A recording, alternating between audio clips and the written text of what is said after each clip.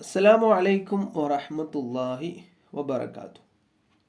നമുക്ക് നമ്മുടെ ജീവിതം നീണ്ടു കിട്ടണം, ആയുസ് ദീർഘിക്കണം എന്ന് ആഗ്രഹിക്കുന്ന ആളുകളാണ് കൂടുതൽ പേരും.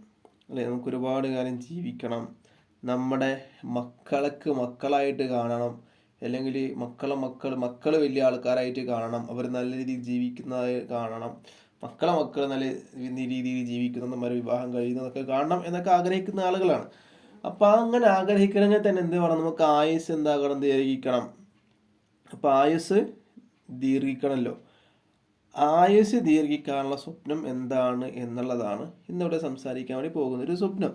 ആ സ്വപ്നം കണ്ടാൽ അവൻ്റെ ആയുസ് എന്താകും?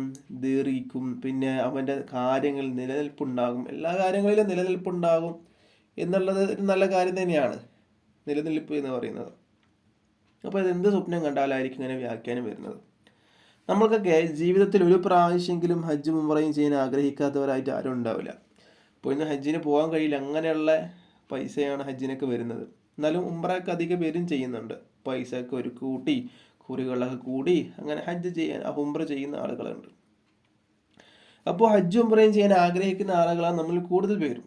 അതുകൊണ്ട് തന്നെ ഹജ്ജിന് പോകുന്ന അല്ലെങ്കിൽ ഉംറയ്ക്ക് പോകുന്ന അല്ലെങ്കിൽ അതിന് വേണ്ടി ഒരുങ്ങണമെന്ന സ്വപ്നം കാണാൻ സാധ്യതകളൊക്കെ എന്താണ്? കൂടുതലാണ്. നമ്മൾ അങ്ങനെ സ്വപ്നം കണ്ട് നാം എന്താ കരുതുക? നമ്മൾ ഹജ്ജിന് പോകും അല്ലെങ്കിൽ ഉംറയ്ക്ക് പോകും എന്നുള്ളതാണോ അതിൻ്റെ വ്യാഖ്യാനം വരിക? ഹജ്ജിനോ ഉംറയ്ക്ക് പോകുന്നത്, അല്ലെങ്കിൽ ഉംറയ്ക്ക് പോകാൻ വേണ്ടിയിട്ട് പെട്ടി കെട്ടുന്നതോ ഡ്രസ്സ് പാക്ക് ചെയ്യുന്നതൊക്കെ കണ്ടാൽ നമ്മൾ ഉംറയ്ക്ക് പോകും അല്ലെങ്കിൽ ഹജ്ജിന് പോകും എന്നുള്ളതാണ് അതിൻ്റെ വ്യാഖ്യാനം. നമ്മളങ്ങനെ കരുതുക. എന്നാൽ അതിൻ്റെ വ്യാഖ്യാനം അങ്ങനെയൊന്നുമല്ല.